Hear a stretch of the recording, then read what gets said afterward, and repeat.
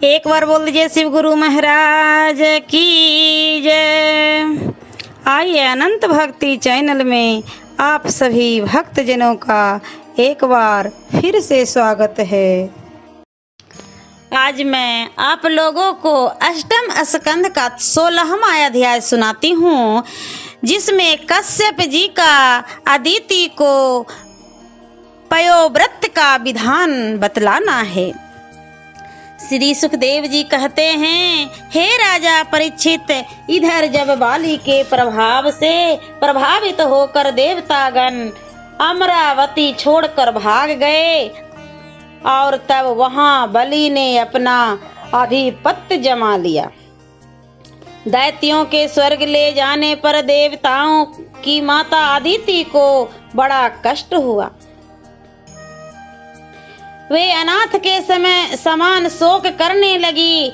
तब कितने ही दिनों के पश्चात एक दिन कश्यप जी अपना उन पति परायण पत्नी अदिति के महल में आए। देखा तो वहां उत्सव और आनंद का नितांत ही अभाव था।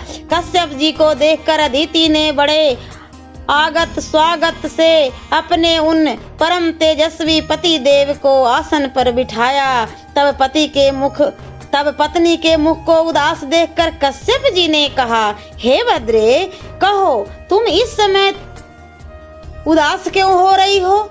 क्या इस समय लोक में ब्राह्मणों को कुछ कष्ट तो नहीं हो गया है? सब कुशल तो है ना? क्या धर्म और मृत्यु के अधीन रहने वाले प्रजाजनों का कोई अकल्याण तो नहीं हुआ है? हे गिरह गेधिनी, क्या अब उन गिरहों में कुशल तो है ना, जिनमें योग न करने वाले को भी धर्म अर्थ और काम की प्राप्ति होती है? क्या गृह धंधों में लगी रहने के कारण से तुमसे किसी अतिथि का अपमान तो नहीं हुआ है? क्या तुम्हारे द्वापर से कोई अतिथि जल द्वारा सत्कार न पाकर लौट तो नहीं गया? क्योंकि जिन गृहस्थ के द्वार पर से अतिथि तिरस्कृत होकर लौटता है, वे अवश्य ही श्रृंगालों की बील के समान है। हे सती, तुम यहाँ से बाहर गए हुए अधिक दिन हो गए हैं। मुझे यहाँ से बाहर गए हुए अधिक दिन हो गए हैं। अतः क्या इन दिनों के मध्य में तुम्हारी बुद्धि किसी ऐसी चिंता में तो नहीं पड़ गई कि जिससे तुम समय पर हविष से अग्नि में हवन न कर सकी हो? हे कल्याणी, गृहस्थों का धर्म बड़ा कठिन है। अग्नि और ब्राह्मण सर्वदेव स्वरूप विष्णु जी के मुख्य हैं। उनकी पूजा से गृहस्थों के सब मनोरथ पूर्ण हो जाते हैं। अतएव कहो कि क्या तुम्हारे सब पुत्र कुशल से तो है ना? मैं देखता हूँ तो तुम इस समय तुम्हारा स्वास्थ्य बहुत गिरा हुआ है। इसका क्या कारण है? हे परीक्षित, जब इस प्रकार कश्यप जी ने पूछा तब अदिति कहने लगी, हे देव, अपने कष्टों को कहाँ तक कहूँ? इधर मुझ पर बहुत से कष्ट आए हैं। अतः आपसे केवल यही प्रार्थना करती हूँ कि आप मुझे कोई ऐसा व्रत, यज्ञ और दान आदि कार्य बतलाइए कि जिसके करने से श्री विष्णु जी पुत्रों सहित क्लेश भोगती हुई मुझ दीन के ऊपर शीघ्र ही प्रसन्न हो जावे। तब कश्यप जी ने कहा, हे देवी, एक समय संतान की इच्छा से मैंने भगवान ब्रह्मा जी से पूछा था, विष्णु जी किस उपाय से प्रसन्न होते हैं? तब ब्रह्मा जी ने मुझे एक व्रत बतलाया था। वह व्रत मैं उसी रीति से तुम्हें बतलाता हूँ, सुनो। फाल्गुन के शुक्ल पक्ष में केवल दूध पीकर बड़ी श्रद्धा और भक्ति के साथ 12 दिन तक श्री विष्णु जी का पूजन करना चाहिए। यदि किसी सोते में वन शुकर के द्वारा खोदी हुई मिट्टी मिले तो उससे शरीर को मलकर स्नान करे और इस मंत्र को पढ़े। मंत्र त्वम देवयादि बराहेन रसायः स्थान मिच्छता उद्धृतासी नमस्तुभ्यम पाप नामम में प्रणाश। अर्थात हे देवी, तुम स्थान को चाहने वाले आदि बराह के द्वारा पाताल से उठाकर लाई गई हो, अतः तुम्हारे लिए नमस्कार है। मेरे पाप को नाश करो, पश्चात अपने नित्य नैमित्तिक कर्मों को करके भगवान का पूजन करे। वह पूजन पृथ्वी में, सूर्य में, जल में और अग्नि तथा गुरु में भी किया जा सकता है। तब भगवान का पूजन करते समय यह कहे कि हे भगवान, आप सर्व महान पुरुष, सब प्राणियों में बसने वाले वासुदेव और सबके साक्षी हो, इसलिए ऐसे आपके लिए मेरा नमस्कार है। हे प्रभु, आप जानने के अयोग्य सूक्ष्म प्रकृति तथा पुरुष रूप 24 तत्व के वेता और उनकी उत्पत्ति के कारण भूत हैं, अतएव ऐसे तत्वों द्वारा जानने योग्य आपके लिए मेरा नमस्कार है। आप 2 सिर वाले, 3 पांव वाले, 4 श्रृंग वाले, विस्तार करने वाले, 7 हाथ वाले, ऋक यजु सामवेद रूप तथा यज्ञात्मक है, उन आपके लिए नमस्कार है। हे ईश्वर, आप मंगलमय, सब विद्याओं से युक्त, सब प्राणियों के स्वामी, अत्यंत भयंकर और सर्व शक्ति संपन्न हैं। आप ऐसे स्वामी के लिए मेरा नमस्कार है। हे भगवान, आपने अपने ही स्वर्ण के अंड को उत्पन्न करने वाले प्राण रूप लोकमय योग तथा ऐश्वर्य के शरीर वाले और योग के कारण हैं, तब ऐसे जो आप सर्वांतयामी नर नारायण ऋषि रूप और विष्णु हैं, उनके लिए मेरा नमस्कार है। हे मरतकनी के समान श्याम शरीर वाले महाशोभायुक्त, आपके लिए मेरा नमस्कार है।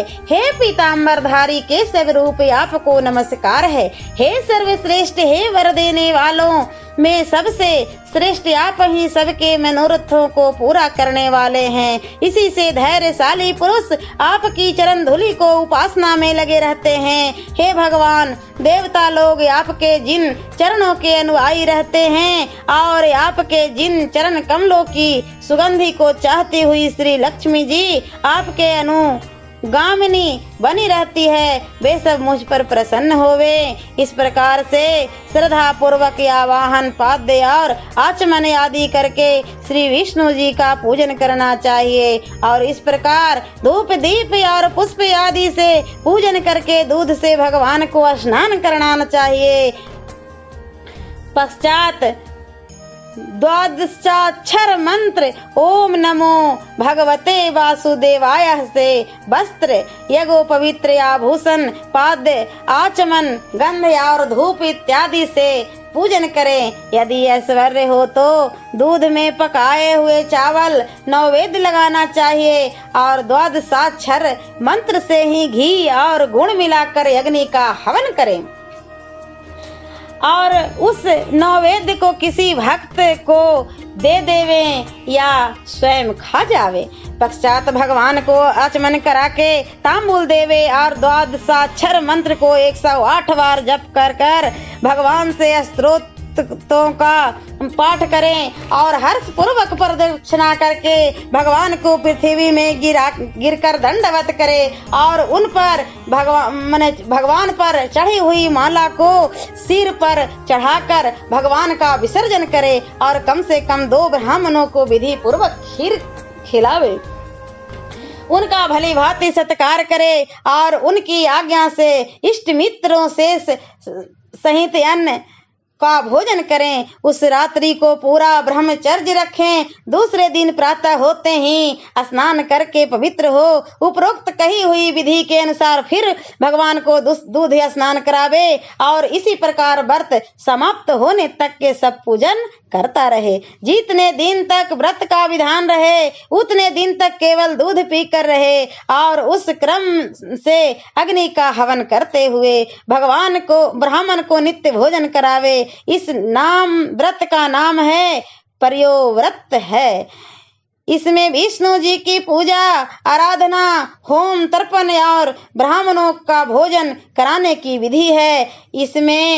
इसे प्रतिपदा से आरंभ करके शुक्ल त्रयोदशी तक करते रहना चाहिए। इसी व्रत काल में व्रती को उचित है कि वह पूर्ण ब्रह्मचर्य से रहता हुआ पृथ्वी में शयन करे और त्रिकाल स्नान करता रहे। किसी से कोई खोटी बातचीत न करे, सब प्रकार के भोगों को त्याग दे, हिंसा न करे और प्रति क्षण एक विष्णु जी में ही अपने मन को लगाए रहे। जब त्रयोदशी के दिन व्रत का अंतिम दिन आए तब विधि में के जानने वालों के द्वारा शास्त्र में लिखी हुई विधि के अनुसार भगवान विष्णु को पंचामृत से स्नान करावे और धन की कृपणता को छोड़कर भगवान की पूजा करे। दूध में चावल पकाकर उसे अग्नि में हवन करे। भगवान को प्रसन्न कारक नैवेद्य का भोग लगावे। फिर ज्ञान संपन्न आचार्य और ऋषि तत्व को वस्त्र, आभूषण और गौओं का दान देकर उन्हें प्रसन्न करे।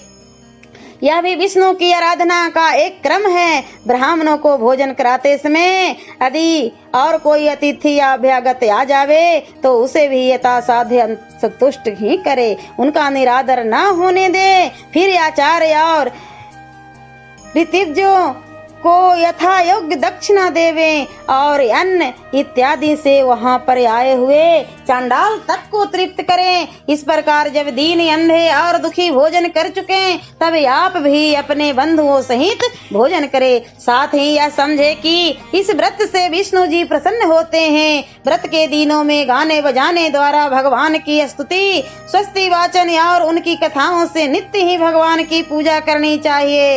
हे देवी, इस व्रत से भगवान विष्णु शीघ्र ही प्रसन्न हो जाते हैं। इसको मुझे ब्रह्मा जी ने जैसे बतलाया था वैसे ढंग से मैंने तुमसे कहा। हे महाभागे, तुम स्वयं शुद्ध चित्त होकर इस व्रत को पूर्ण विधि के साथ करो। यह व्रत ईश्वर को तृप्त करने वाला और समस्त तपस्याओं का सार है। इस व्रत का दूसरा नाम सर्व यज्ञ है और इसको सर्व व्रत भी कहते हैं। हे देवी, वही सब जप तप दान व्रत और यज्ञ है कि जिससे विष्णु जी प्रसन्न होवे। अतः तुम भी इस व्रत को करो। इस व्रत के श्राद्ध पूर्वक करने से, श्रद्धा पूर्वक करने से भगवान प्रसन्न होकर तुम्हारे सब मनोरथों को पूरा करा देवेंगे। ओम नमो भगवतो वासुदेवाय नमः।